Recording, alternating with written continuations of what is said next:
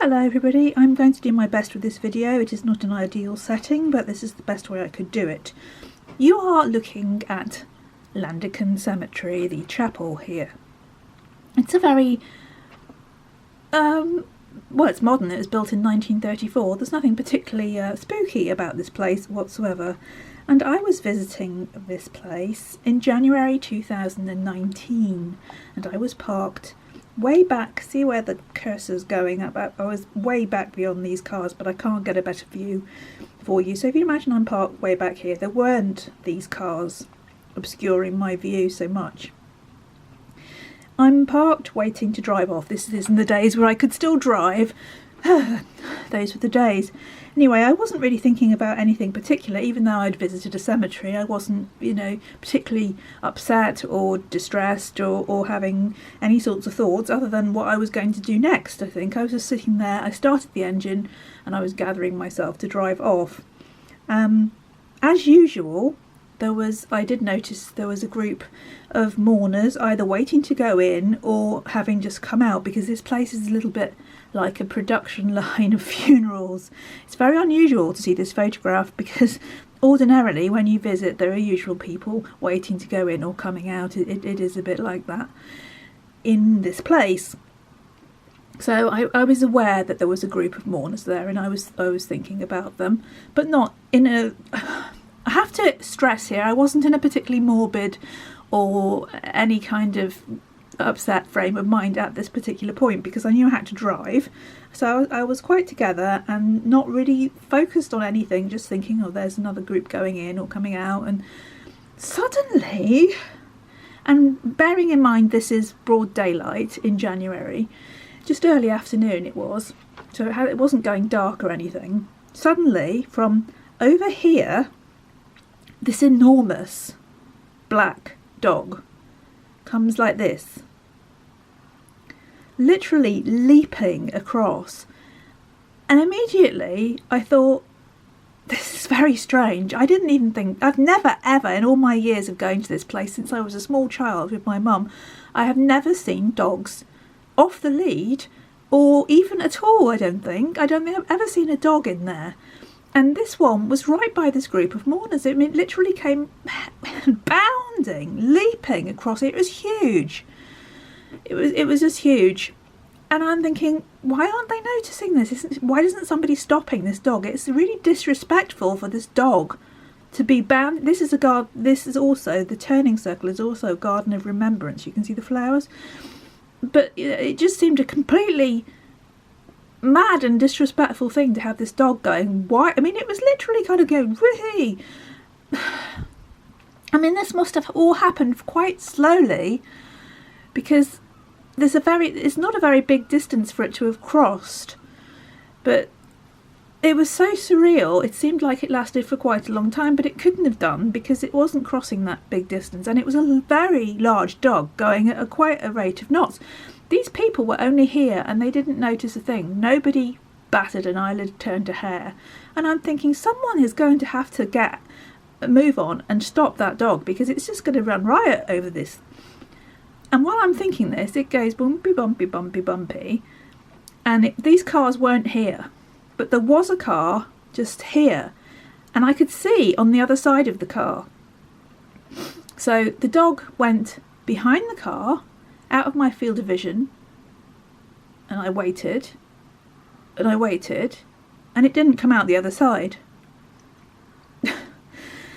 It's not very easy to see from this photograph, but take my word for it, though, just say it was a car like this one here, this van, and it went doing, doing, doing, doing, and it didn't come out the other side. Now you would think, oh, that's because you couldn't see the other side because these cars are parked there, but in this particular case the car was parked in a solitary way, so you could see what was on both sides of it. And this was a big dog, and if it was bounding along you would have seen it come out the other side. And I kept waiting. I was still thinking that this was an actual nuts and bolts solid event that was going on, and that somebody should have seen this dog. And where had it gone? It had just vanished.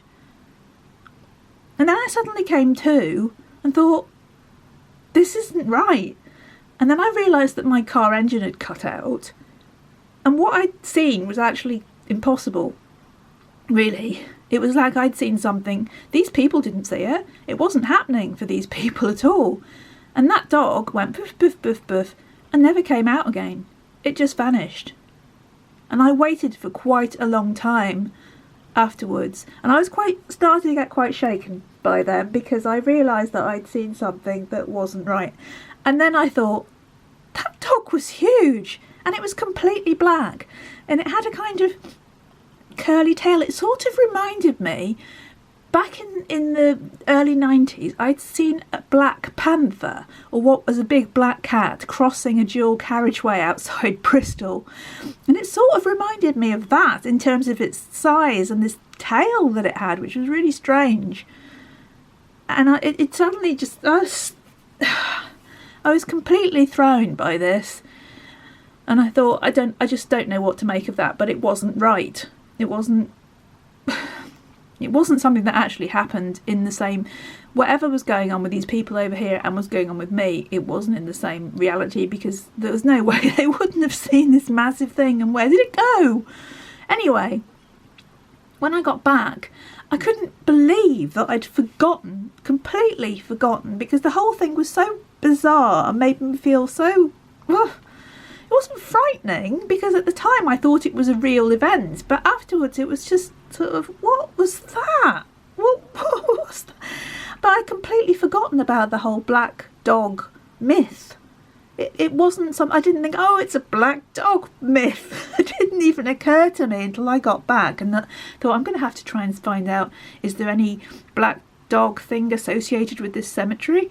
Which I thought was highly unlikely, because there's no real church here. There was never a church here. There's a church somewhere else, quite a way away, but this village never had a church. So this chapel was not built until 1934. It's not ancient at all. It hasn't got that kind of feeling about it in the slightest.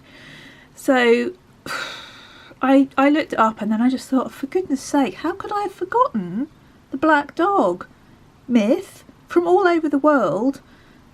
You know, that there are these black dogs. And I'd heard of black shuck before, and there's the barghest, I think it's pronounced, and you know, there's all the mythic ones from like Cerebus, and there's loads of colloquial names all over the world for these black dogs, and most of them are considered to be ominous. Most of them are considered to be larger than normal dogs, and some of them are guardians of the underworld. Some of them, a few, not many, like the Girt dog of Somerset is one of the benevolent ones, who's actually a protector, and some of them are, you know, quite. But the rare ones are more seen like a nice guiding sort of spectral dog rather than a hellhound. But most of them are seen as an ominous death portent, to be honest, and something you don't really want to bump into at all. And then I came across something I hadn't heard of before, which was the graveyard or church grim, which is a guardian spectral black dog. Right, now, when people tell stories like this, you just think, yeah, it was a dog. You know, you just didn't see it come out the other side. I wouldn't bother making a video. I wouldn't waste your time and my time if that's what happened. I really wouldn't. I am quite objective. I have got quite a clear sight on things, and I have I've been back and I've kind of replayed the situation. I know what I saw. I even came back and drew it straight away. I wrote it all down, because obviously when I'd realised it was something out of the ordinary, I made a note of it so that my memory wouldn't play tricks on me later on. And I promise you that happened. I don't know why it happened. I don't like the fact it happened, because clearly it's not a good thing for me to see that. They didn't see it. These people over here, it wasn't for them, it was for me, this black dog, I think. And it was so unexpected. It was just so literally out of the blue, you know. So I'm just sharing this with you because it's interesting. These things exist.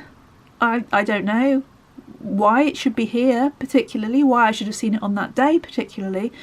Probably because I wasn't really thinking about, I wasn't if it had been a misty, murky day and I'd been all upset and dwelling on things, and as I so often am, I probably would have expected to see that more, but I wasn't in that frame of mind at all, and it wasn't that kind of day, and it was a very prosaic scene and people, and you know, though I felt sorry for the people that were going in and out and everything, I wasn't embroiled in the whole emotion of it at all. It just happened before I drove off.